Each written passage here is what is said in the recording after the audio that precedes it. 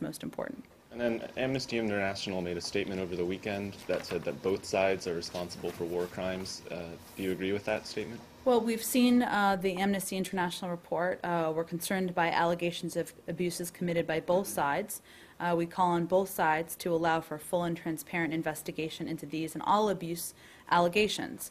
I would also point you to the fact that Prime Minister Yatsenyuk outlined or stated publicly the commitment by the Ukrainian government to work with Amnesty International to investigate the reported abuses. We certainly haven't seen that on the other side. There also was a Human Rights Watch report you may have seen last week. It was a little bit different, but it focused on the efforts or the steps taken by the separatists to arbitrarily detaining civilians and subjecting them to torture, degrading treatment, and forced labor.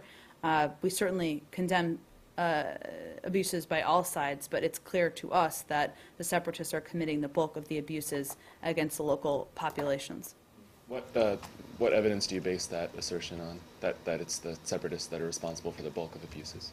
Well, I think there's a range of information that's been publicly available over the course of the last several months. We certainly have discussions with Ukrainians.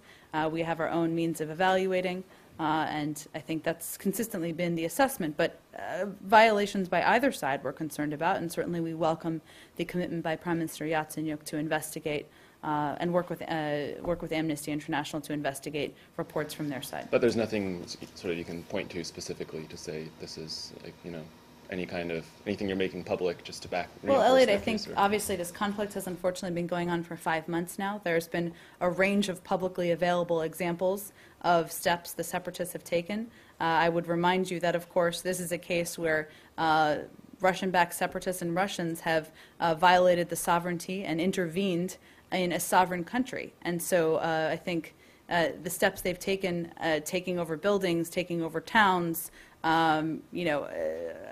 attacking and kidnapping civilians are steps that were taken in, of course, an aggressive manner, and one that was violating Ukraine's sovereignty.